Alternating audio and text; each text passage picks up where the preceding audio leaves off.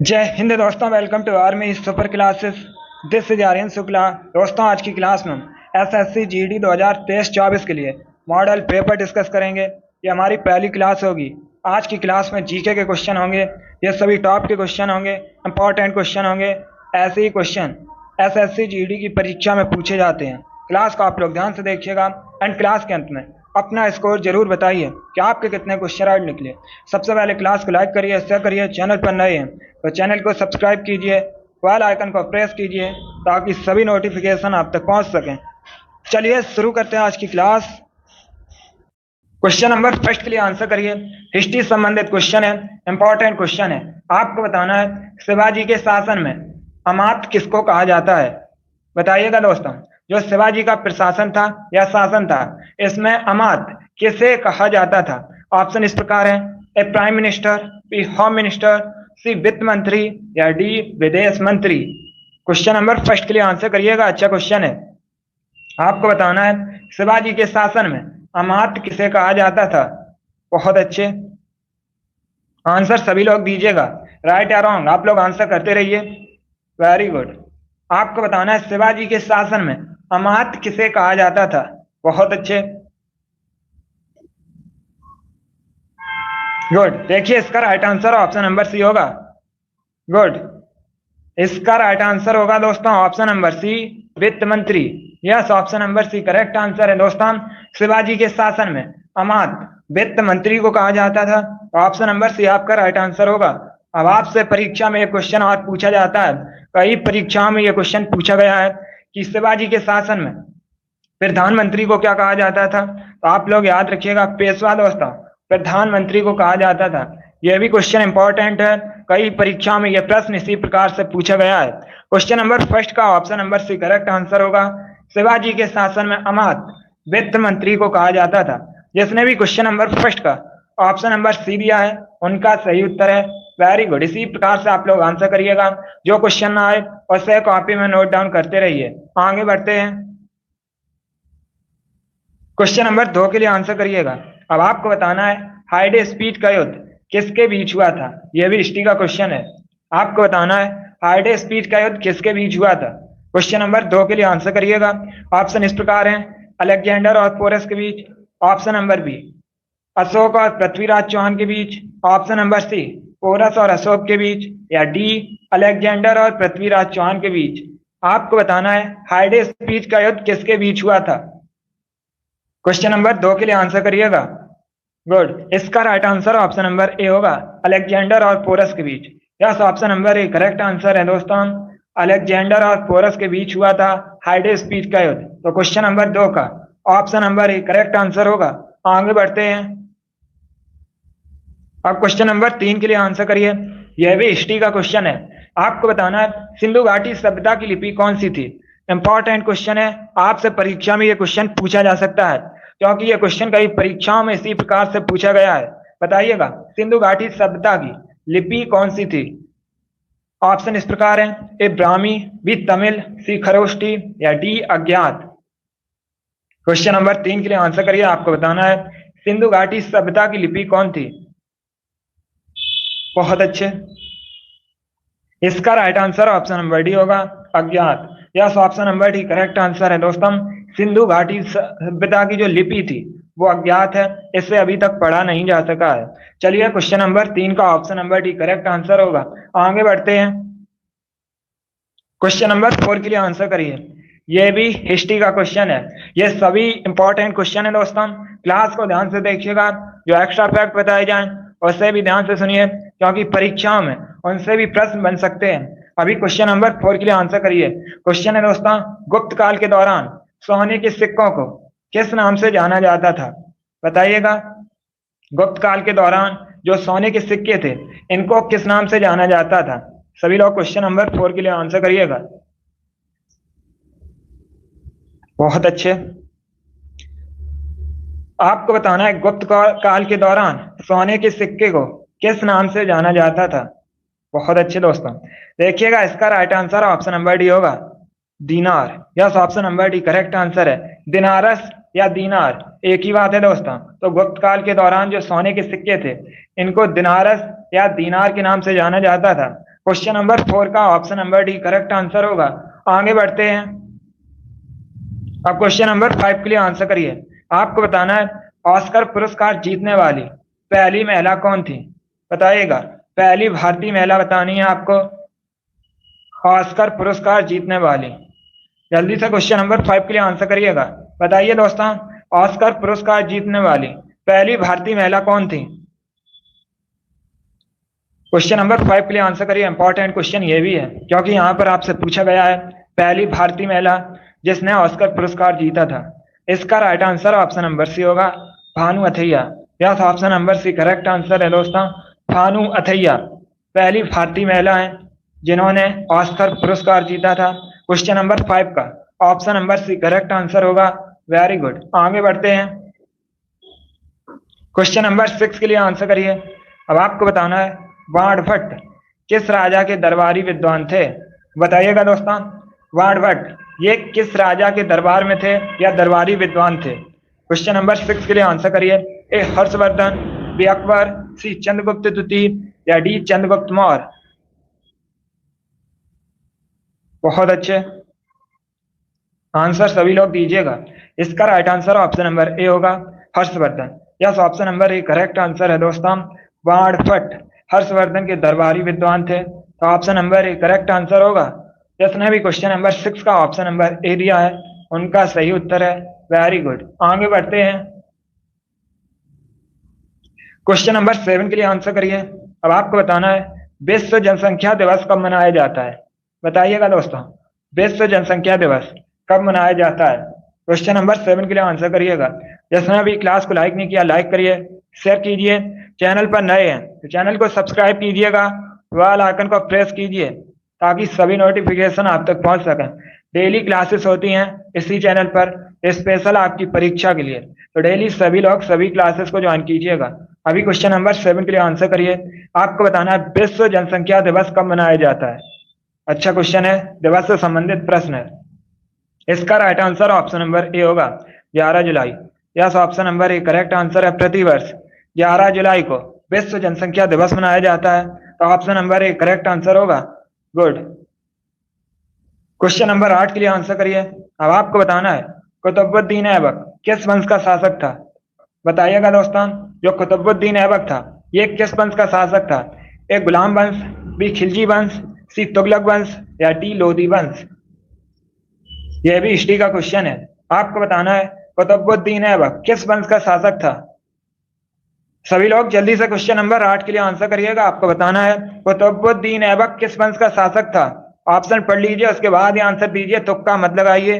Very good, इसका right answer option number A होगा, गुलाम वंश। Yes, option number A correct answer है दोस्तों, कुतुबुद्दीन ऐबक गुलाम वंश का शासक था, तो option number A correct answer होगा। आगे बढ़ते हैं। क्वेश्चन नंबर 9 के लिए आंसर करिए। अब आपको बताना है अशोक निम्न में से किस वंश से संबंधित है, बताइएगा दोस्तों। अशोक ये किस वंश से संबंधित थे। ऑप्शन इस प्रकार है, गुप्त वंश, मौर्य वंश, कुषाण वंश या शक वंश। जल्दी से क्वेश्चन नंबर 9 के लिए आंसर करिए। आपको बताना है अशोक किस वंश से संबंधित थे। इसका right answer option number B होगा, मौर्य वंश से। Yes, option number B correct answer है दोस्तों, अशोक मौर्य वंश से संबंधित है, तो ऑप्शन नंबर बी आपका राइट आंसर होगा। अब देखिए, अगर हम मौर्य वंश की स्थापना करें, अगर हम मौर्य वंश के बारे में बात करें तो दोस्तों मौर्य वंश की स्थापना किसने की थी। आप लोग याद रखिएगा, चंद्रगुप्त मौर्य ने मौर्य वंश की स्थापना की थी।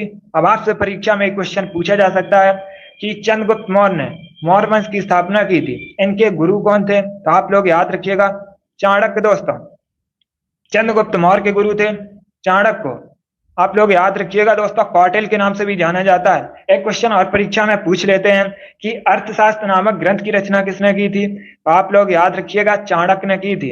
चलिए, क्वेश्चन नंबर 9 का ऑप्शन नंबर भी करेक्ट आंसर होगा, अशोक मौर्य वंश से संबंधित थे। मौर्य वंश की स्थापना चंद्रगुप्त मौर्य ने की थी। आगे बढ़ते हैं। अब क्वेश्चन नंबर 10 के लिए आंसर करिए। अच्छा क्वेश्चन है दोस्तों, भारत के कौन से राष्ट्रपति निर्विरोध चुने गए थे। आपको बताना है भारत के कौन से राष्ट्रपति निर्विरोध चुने गए थे। चलिए, क्वेश्चन नंबर 10 के लिए आंसर करिएगा। इंपॉर्टेंट क्वेश्चन है, कई परीक्षा में क्वेश्चन इसी प्रकार से पूछा गया है। कौन से भारत के राष्ट्रपति निर्विरोध चुने गए थे? बहुत अच्छे। देखिए इसका right answer option number A होगा, Neelam Sanjiva Reddy. Yes, option number A correct answer है दोस्तों, नीलम संजीव रेड्डी ये निर्विरोध चुने गए थे राष्ट्रपति, तो option number A correct answer होगा। इसमें भी क्वेश्चन नंबर 10 का ऑप्शन नंबर ए दिया है, उनका सही उत्तर है। वेरी गुड, बहुत अच्छे। आगे बढ़ते हैं।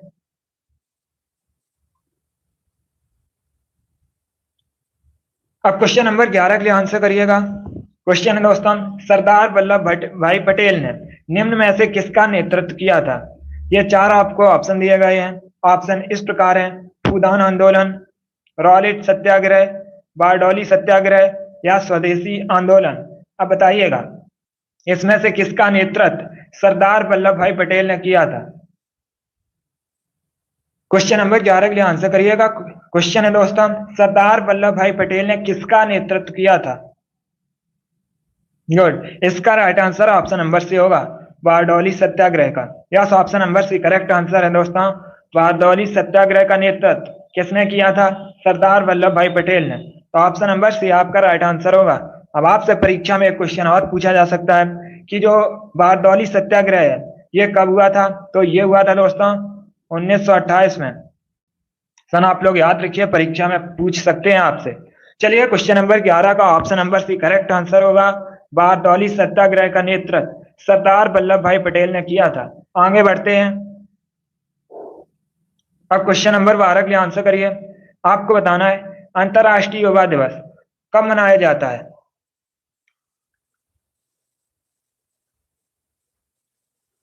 क्वेश्चन नंबर 12 के लिए आंसर करिएगा। आपको बताना है अंतरराष्ट्रीय युवा दिवस कब मनाया जाता है। ऑप्शन इस प्रकार है, ए 12 अगस्त, बी 12 जनवरी, सी 25 मई या डी 6 जून को। क्वेश्चन नंबर 12 के लिए आंसर करिएगा। इसका right answer option number A होगा, 12 अगस्त को। Yes, option number A correct answer है दोस्तों। प्रतिवर्ष 12 अगस्त को अंतरराष्ट्रीय युवा दिवस मनाया जाता है, तो option number A correct answer होगा।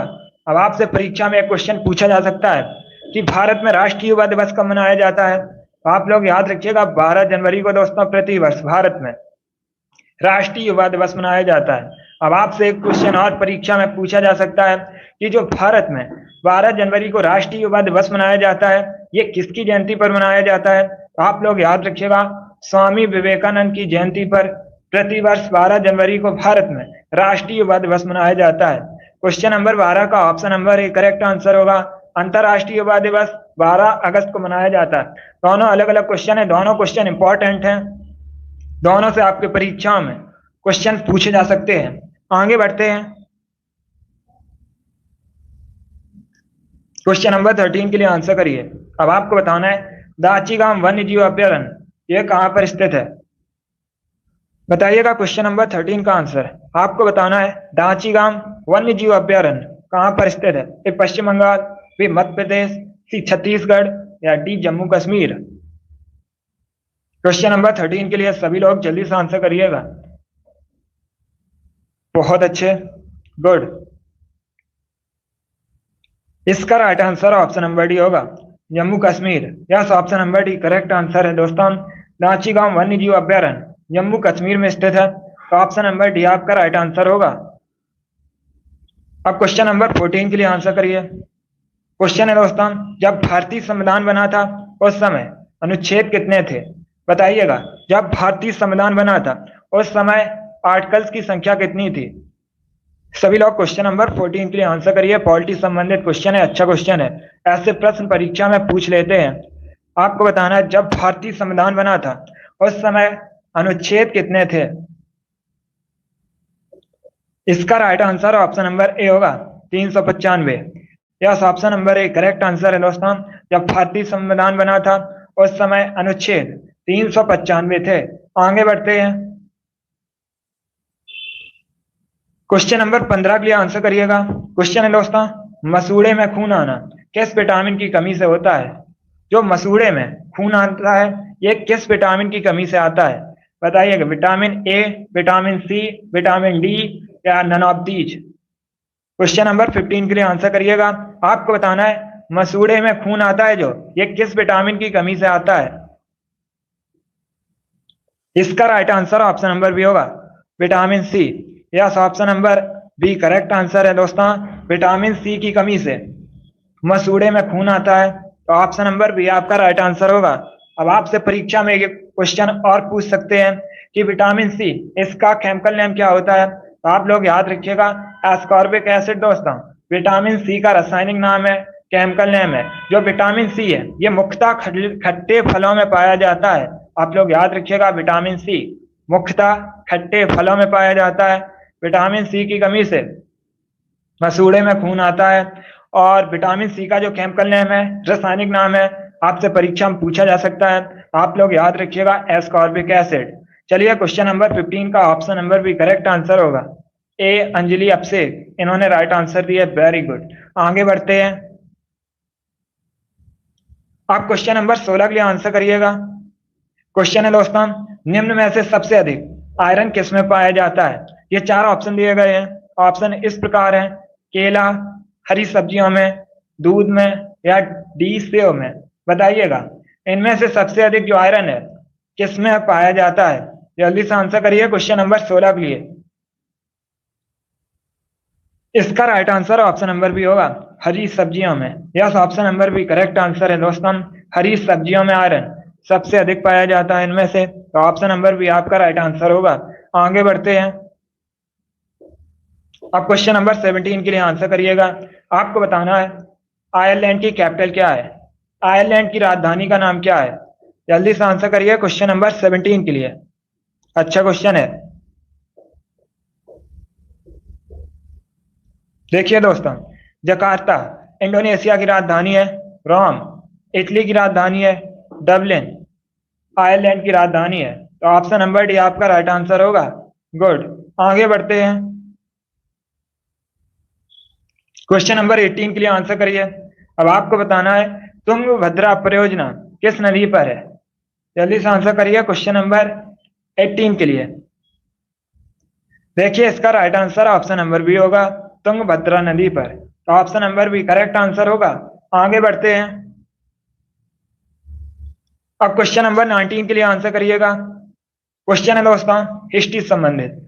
क्वेश्चन है अबुल फजल किसके शासनकाल में था। बताइएगा अबुल फजल किसके शासनकाल में था। ए अकबर, बी हुमायूं, सी औरंगजेब, या डी बाबर।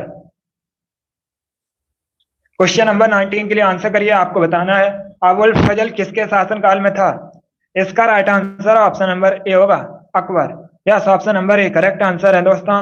अबुल फजल अकबर के शासनकाल में था, तो ऑप्शन नंबर ए आपका राइट आंसर होगा। Yes, option number A correct answer है। गुड, आगे बढ़ते हैं। क्वेश्चन नंबर 20 के लिए आंसर करिए। आपको बताना है आदि ग्रंथ का संकलन किसने किया था।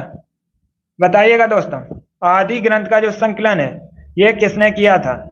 ऑप्शन इस प्रकार है, Guru Nanak Dev, option number B Guru Gobind Singh, option number C Guru Arjun देव, या ऑप्शन नंबर डी गुरु हरगोविंद सिंह। जल्दी से आंसर करिए क्वेश्चन नंबर 20 के लिए। बहुत अच्छे, देखिएगा इसका right answer option number C होगा Guru Arjun Dev. Yes, option number C correct answer है। तो आप लोग याद रखिएगा आदि ग्रंथ ये दोस्तों सिख धर्म से संबंधित है। इसका जो संकलन है गुरु अर्जुन देव ने किया था, तो ऑप्शन नंबर सी आपका राइट आंसर होगा। अब आपसे परीक्षा में एक क्वेश्चन और पूछा जा सकता है, अर्जुन देव गुरु ये किस नंबर के गुरु थे सिख धर्म के। तो आप लोग याद रखिएगा दोस्तों ये 5वें नंबर के गुरु थे। चलिए आगे बढ़ते हैं। क्वेश्चन नंबर 21 के लिए आंसर करिए। चलिए क्वेश्चन नंबर 21 के लिए आंसर करिएगा। अच्छा क्वेश्चन है, आपको बताना है धार्मिक स्वतंत्रता का अधिकार किस अनुच्छेद में है। आपको बताना है धार्मिक स्वतंत्रता का जो अधिकार है यह किस अनुच्छेद में है। अनुच्छेद 18 में, अनुच्छेद 14 में, ऑप्शन नंबर सी है अनुच्छेद 23 में, या अनुच्छेद 25 में। सभी लोग क्वेश्चन नंबर 21 के लिए आंसर करिएगा। इसका right answer option number D होगा आर्टिकल 25 में। Yes, option number D correct answer है दोस्तों। धार्मिक स्वतंत्रता का अधिकार अनुच्छेद 25 में है, तो ऑप्शन नंबर डी आपका राइट आंसर होगा। नहीं, इसका right answer option number D होगा अनुच्छेद 25। आगे बढ़ते हैं। 23 नहीं होगा, अनुच्छेद 25 होगा। आप क्वेश्चन नंबर 22 के लिए आंसर करिएगा। क्वेश्चन है सन्यासी विद्रोह का जो उल्लेख है ये किस पुस्तक में मिलता है। चलिए क्वेश्चन नंबर 22 के लिए आंसर करिए। आपको बताना है सन्यासी विद्रोह का उल्लेख किस पुस्तक में मिलता है। क्वेश्चन नंबर 22 के लिए आंसर करिएगा। यह भी क्वेश्चन कई परीक्षाओं में इसी प्रकार से पूछा गया है। अच्छा क्वेश्चन है, गुड। देखिए इसका right answer option number C होगा, आनंद मठ में। Yes, option number C correct answer है दोस्तों। सन्यासी विद्रोह का जो उल्लेख है आनंद मठ में मिलता है, तो ऑप्शन नंबर सी आपका राइट आंसर होगा। अब आप लोग क्लास खत्म होने के बाद कमेंट बॉक्स में बताइएगा आनंद मठ इसके लेखक कौन है। सभी लोग इसका आंसर क्लास खत्म होने के बाद कमेंट बॉक्स में दीजिएगा। यह भी क्वेश्चन आपसे परीक्षा में पूछा जाता है। आगे बढ़ते हैं, क्वेश्चन नंबर 23 के लिए आंसर करिए। आपको बताना है भारतीय वन सर्वेक्षण का जो हेडक्वार्टर मुख्यालय कहां पर स्थित है। भारतीय वन सर्वेक्षण का मुख्यालय कहां पर स्थित है। ए नागपुर, बी देहरादून, सी न्यू दिल्ली या डी बेंगलुरु। क्वेश्चन नंबर 23 के लिए आंसर करिए। इसका right answer option number B होगा, Dehradun. Yes, option number B correct answer है दोस्तों। उत्तराखंड के देहरादून में भारतीय वन सर्वेक्षण का हेडक्वार्टर मुख्यालय स्थित है, तो ऑप्शन नंबर बी आपका राइट आंसर होगा। आगे बढ़ते हैं, क्वेश्चन नंबर 24 के लिए आंसर करिए। आपको बताना है सबसे अधिक जनसंख्या किस महाद्वीप में है। यह भी अच्छा क्वेश्चन है, बताइएगा जो सबसे अधिक जनसंख्या है ये किस महाद्वीप में है। A Australia, B Europe, C Asia या डी उत्तरी अमेरिका। क्वेश्चन नंबर 24 के लिए आंसर करिएगा। आपको बताना है सबसे अधिक जनसंख्या किस महाद्वीप में है। बहुत अच्छे, देखिए इसका right answer option number C होगा, Asia. Yes, option number C correct answer है दोस्तों। एशिया महाद्वीप में सबसे अधिक जनसंख्या है, तो ऑप्शन नंबर सी आपका राइट आंसर होगा। अब आपसे परीक्षा में क्वेश्चन पूछा जा सकता है कि सबसे अधिक जनसंख्या विश्व में किस देश में है, तो आप लोग याद रखिएगा अपने देश भारत में। दूसरे नंबर पर चाइना है। चलिए क्वेश्चन नंबर 24 का option number C correct answer होगा। आगे बढ़ते हैं, अब क्वेश्चन नंबर 25 के लिए आंसर करिए। आज का लास्ट क्वेश्चन है, बताइएगा विश्व में रबड़ का सबसे बड़ा उत्पादक देश कौन सा है। आपको देश बताना है विश्व में सबसे बड़ा रबड़ का उत्पादक। जल्दी से आंसर करिए क्वेश्चन नंबर 25 के लिए। A USA, B Canada, C Thailand या डी जर्मनी। क्वेश्चन है दोस्तों विश्व में रबड़ का सबसे बड़ा उत्पादक देश कौन सा है। इसका right answer option number C होगा, थाईलैंड।